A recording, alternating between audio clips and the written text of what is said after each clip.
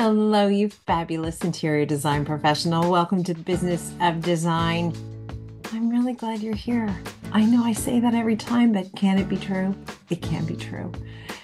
Today, this episode may be more for me than for you because I just want to take a minute to celebrate a huge milestone for me personally. And that is, as the advocate in chief at Business of Design, advocating for you and, of course, advocating for myself for sure. I've learned a lot in the last 20 years. And the result of that is my business runs more efficiently, more effectively. My clients like me more. I have more repeat business. I have better projects.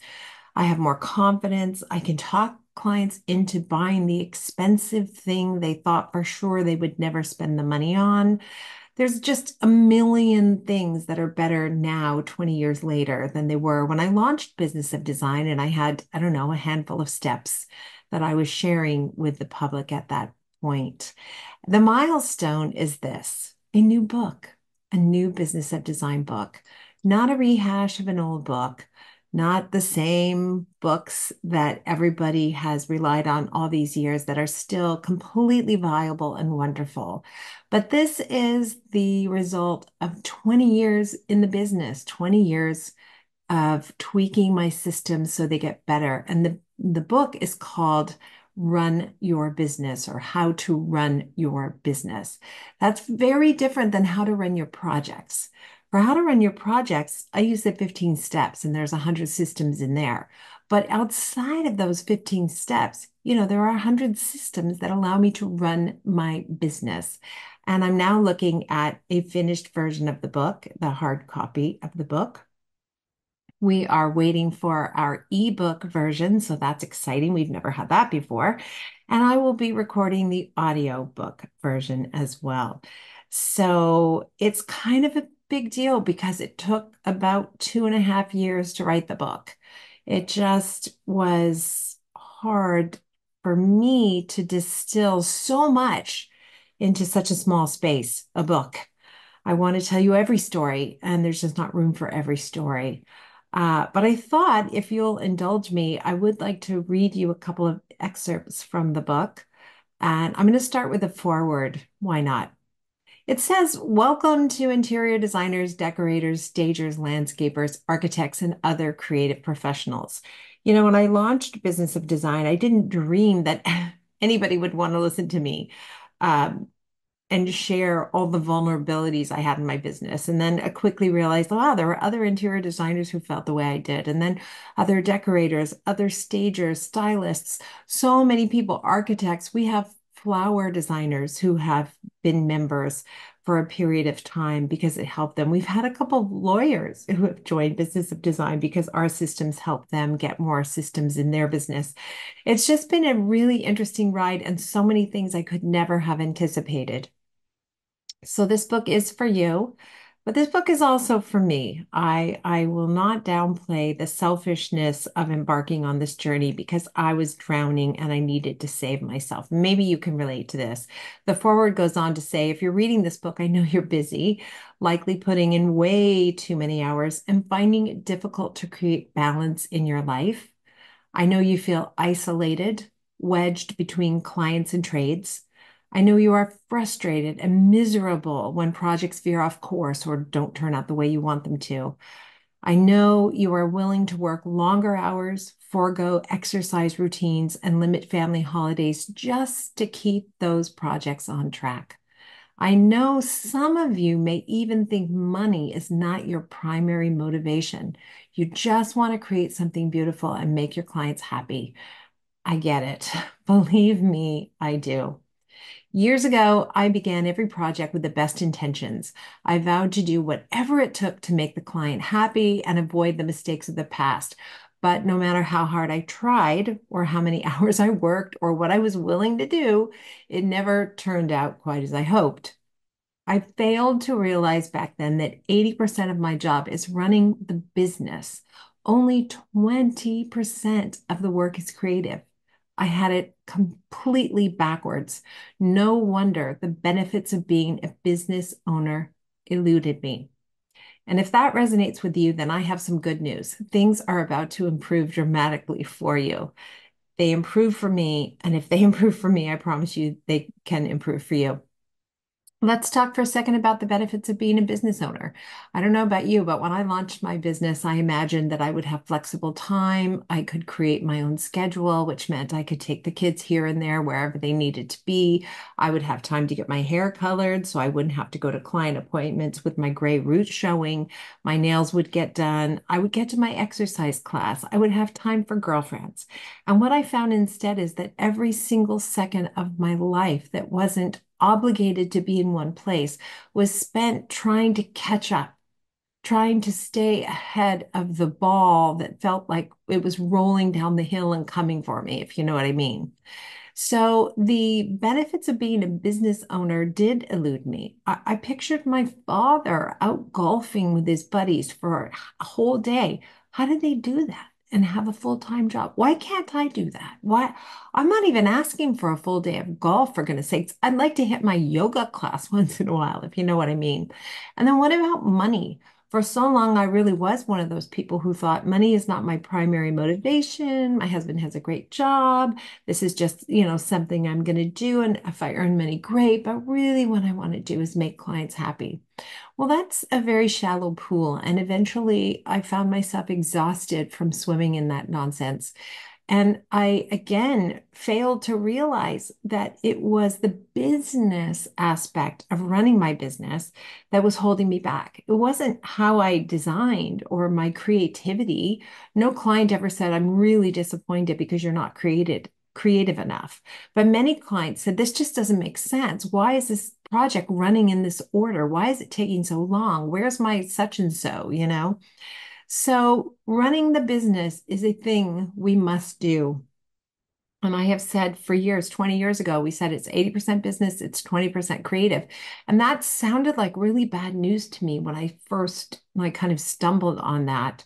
But the truth is, it's great news because the 80% is the part you can automate and you can systematize.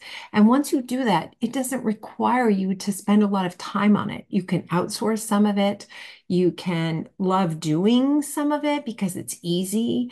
It's the 80% of my business now runs smoothly, effectively, efficiently, and for the most part goes really, really well. What that did for me is allow me to really dive into the 20% or the creativity. I became more creative once I had my business buttoned down. I became more profitable once I had my business buttoned down. I just can't say enough about it. So this book, How to Run Your Business, is very different than book two, which is going to be How to Run Projects. And it's going to be a redo of the 15 steps with everything that I've learned in the last 15 years. So again, a completely different book. I'd like to say, I think this is true, and you guys will tell me that it's easier to follow, it's easier to implement, it's easier to copy because we've worked out so many of the kinks and we've simplified things. I'm going to run through some of how the book is structured, and hopefully you'll pick up some tips along the way that will help you in your business today. And Cheryl's going to jump in at some point, and she's going to tell everybody how you can get your hands on the book. And very excited, really, for the first time that we're going to have an ebook and we're going to have an audiobook as well. So let's jump into it right after we hear from Cheryl Horn. Well, I think it's exciting for all of us at Team BOD that this book is finally launching. I know how much time and energy Kimberly has put into writing this book. So it's, amazing that it's finally here. And we've seen the physical copy, and the audio and ebooks are also in the works. So as of now, you can pre-order your print copy on the site. Head to the BOD shop for that. It will be launching on November 1st, which means if you pre-order, we will have the books ready to send you on that date. And the audio and ebooks will be available for purchase on November 1st. So for right now, you can pre-order your print copy if you would like a physical version of the book in your hands just after November 1st. We can ship them then when they launch. If you want to be one of the very first people to have this book in your hands, please join us at High Point Market on October 26th. We will have print copies available for purchase during our 20-year celebration at High Point Market. So make sure you join us for that event. When we're talking about Run Your Business, that's also going to be the topic of our next BOD Live happening on September 25th. We really want to distinguish between running your business and running your projects. And as familiar as all of our listeners are with the BOD 15, we want you to know all of the systems that are also available to you within all of our other programs that are related to running your business. And we're going to dive into those on September 25th. If you're a member and want to join us for our next BOD Live meeting. So information on all of this and more is available at businessofdesign.com. And be sure to check out the BOD shop if you'd like to pre-order your copy of Business of Design's Run Your Business. Thanks so much. Hey designers, just popping in to remind you of the wonders of Daniel House Club. DHC simplifies your design business, offering everything you need in one place. No more wasting time managing orders. They've got that covered, so you can concentrate on creating beautiful spaces. Plus, they offer some of the best trade pricing on top brands like Four Hands, Curry & Co., and Hudson Valley Lighting with flat rate shipping. To join, visit danielhouse.club and use the promo code BOD2024, all caps, for 50% off your first year of their Pro Plus membership. And for you longtime members of DHC, they want to reward you for your loyalty. Use the code HighPoint2024 at checkout to receive 10% off the value of your next order. DHC is also super excited to celebrate BOD's 20th anniversary with us this fall at High Point Market. They will be sponsoring our seminar series on Saturday, October 26th, in partnership with some of their top vendor showrooms, including Four Hands, where mimosas will be on tap. Join Daniel House Club now and experience how easy managing your design business can be. Run Your Business. I love how succinct the title became. I didn't have to get fancy. The reality is this is your playbook. This is a guidebook. These are the blueprints for how you run your business. I know they work. Everything in the book has been field tested by me, but it's been field tested by a lot of Business of Design members as well. So we start off in the book, and I say we, by the way, because Janine Laudenbach is instrumental in writing this book. I could not do it without her. She is really the best person I know to get to the point, to make things succinct, to write things more clearly. And because she's not a designer, so often she'll say, I don't understand that. And if I don't understand that, there's a possibility someone else doesn't. So she was instrumental. Of course, there would be no Business of Design without Cheryl Horn. Cheryl's the person who said we should do this online. And I said, oh, I don't know. I've got a busy interior design firm to run. I'm not sure I'm going to be able to do it. And she said, don't worry, we can do it. I'll show you how, and we're going to make it work. And she was so right, and, couldn't be done without her. So Run Your Business begins by talking about the power of being the expert and what those perks of business ownership are, which is really important, because if you don't know what they are, you don't know that you're missing them. And I certainly was missing them previously, but I'm missing none of them now, which I'm very excited about. Chapter 2 is about money, and that shouldn't surprise you. You're probably surprised that it's not chapter 1, because that's such an important topic for me. But I think it's really important to get clear on your money mindset. So that's this first section in the chapter on money. And then we're going to talk about all the excuses we make for playing small and staying broke. And we're going to finally talk about limiting beliefs. And more importantly, what are we going to do about those limiting beliefs? So that's all in chapter 2. And I will say the money side of it, running my business, really had me over a barrel when I first hired my first business coach. I just did not know how I was going to survive this, right?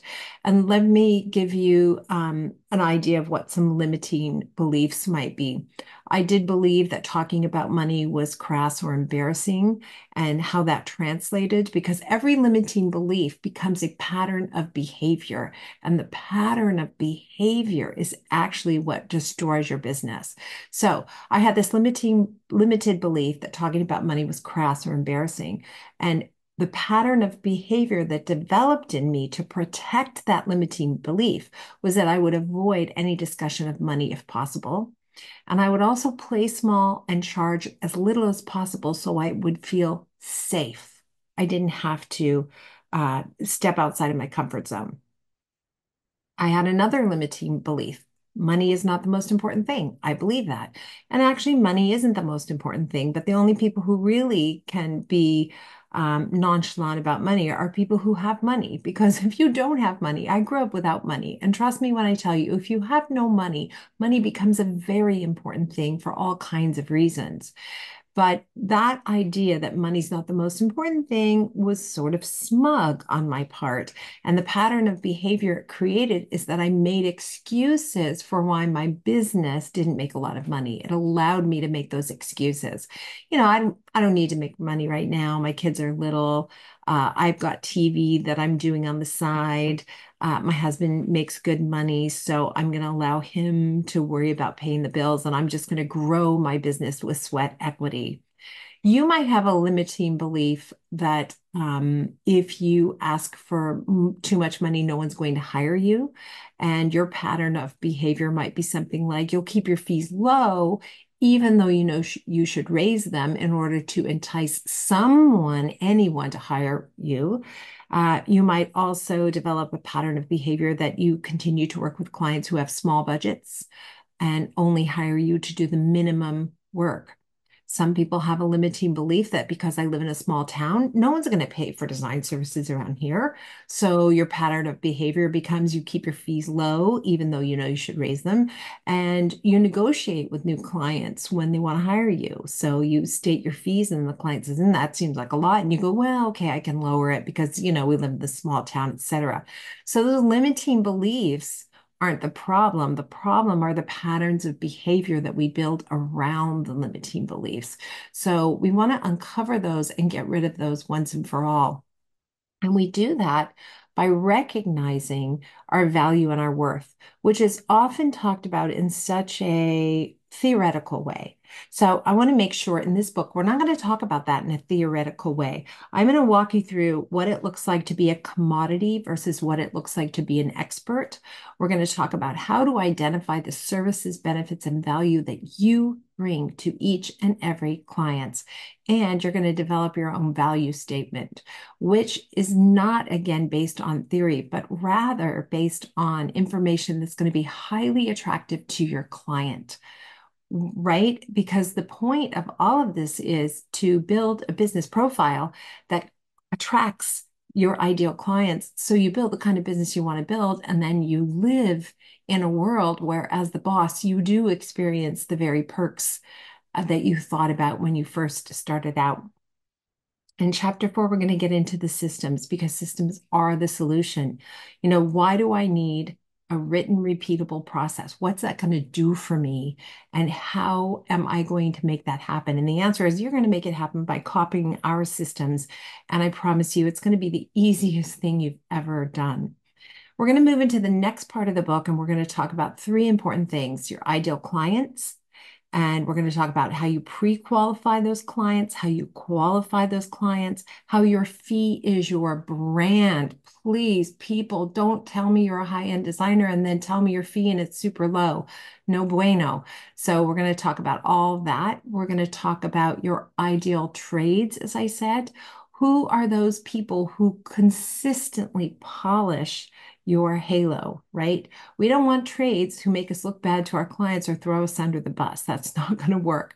But how do we nurture those relationships? How do we find those people? How do we nurture those relationships? What can I do to protect those relationships and take advantage of the expertise that we have there? So we're going to also dig into the reality of who's going to hire the trades, How do you identify your A team, manage your A team? And finally, we're going to talk about whether or not you're A team worthy. In other words, am I the kind of interior design professional that trades want to work with? Do I make their life easier? Do I make their jobs better? Do I streamline the process for them? Then in chapter 7, your ideal team. And I'm going to start off by talking about something that happens to a lot of us. I'm overwhelmed. I don't know what to do. I must need an assistant, right? So the very first section is called Help. I need an assistant. And we're going to dig into that. Do you need an assistant? Do you need better systems? And if you do need an assistant, what kind of assistant do you need? What do you need help with specifically? We're going to talk about the advantages of employees versus independent contractors and a path to finding your ideal hire, your ideal candidate for hire, and a specific hiring process. You'll just have the hiring process at the end of this book, which is wonderful.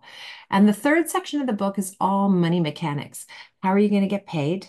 What does that look like? How do you log? How do you invoice? How do you collect? What are the rules and boundaries you have in place that protect you every single time that clients can rely on and the rules that they will follow? And just as important, what happens if the client steps outside of the boundaries? What happens then? So very specific strategies, exactly what I do in my business, where if a client wants to go outside of my protocol, I have the power to say, no, this is how we do it. This is why we do it this way. And I won't make an exception even this once. And then in chapter 9, I think we're getting to something that's immensely powerful about pricing. Pricing is power. So we're going to talk about building a pricing structure. We're going to talk about your design fees. What do you charge? How do you charge? Where do you sit in the world? We're going to talk about procurement fees and project management fees. And we're going to show different projects and compare profitability depending on how you are running those projects. I love that because it's one thing for you to hear me suggest something, but it's very different when you see the numbers and you see what an impact it's going to make on your life. And of course, not all of us want to do procurement, not all of us want to do project management, but there are ways to slice and dice all of it. So you end up with a business that supports the lifestyle you deserve and desire. And then in chapter 10, and this is maybe the most exciting thing for me. When I first started talking about business of design, I mean, I was just trying to convince people to charge for the consultation. 20 years ago, that was a thing that just was not typical. Most people went on a meet and greet and they chatted with the clients, and the clients interviewed 5 designers and only one got some of the job. But that poor designer who got hired had to listen to the ideas of the other 4 designers who came for free instead of being able to be the expert on the project. So that was really my focus back then, was just, come on, you got to get paid. And now what's happened is my focus has been able to mature into really a focus on growing independent wealth. So in chapter 10, it's all about beyond revenue. We'll start with revenue, we move on to salary, and then we talk about profit and wealth. And I know you want that for yourself. You deserve that for yourself. That's why you're running a business to begin with. And then the fourth section, you're going to be happy to know, is the contract. Why you need a contract, why your contract should be standardized. What are the elements that absolutely must be standardized? Why and how specifically can you do that? Timeline, budgets, all of that. Chapter 12. I can't believe there's more chapters. This is crazy. Are you just like dying to have this book? I feel like there should be 4 books in here. But thanks to Janine and Cheryl, it's succinct, it's easy to follow, and you're going to be able to implement quickly. But chapter 12, hourly fee versus flat fees. I know you have questions. We're going to talk specifically about why you should use one or the other, or if you're like me, when you use one versus the other. What are the key elements you need to address in order to be really good at either one? How do you calculate the retainer? How do you calculate the flat fee? When do you give it back? How do you hold on to it? What are the most important elements you need to know in order to run your projects using an hourly fee contract or a flat fee contract? That's maybe the section of my business where I have transformed the most, I would say, in 20 years. I now find it so simple to use a flat fee contract, and it was killing me 20 years ago. I just would lose money, lose money, lose money, lose money. So I want that for you. I want you to be the expert. I want you to make better rules for yourself so you can run a business that satisfies your soul, that takes care of you and your family, and allows you to grow that independent wealth. So, Run Your Business is available in October. I can't wait for you to see it. I can't wait for you to own it. And Run Your Projects will be available next year, same time, same channel. So there you go. Of course, for those of you who are not yet members of Business of Design, all of this and so much more is available in your membership. And I'm doing a social media class at the moment. It's, 900 US dollars for a few weeks. And it's great. And I'm learning a lot. And oh my gosh, the value that we have at Business of Design is explosive compared to any other course I've taken for any other reason. And if you haven't jumped in and done membership yet, I strongly recommend that you do it now and you make the year that's coming up the very best year you've ever had. I want you to blow your own mind, if you know what I mean.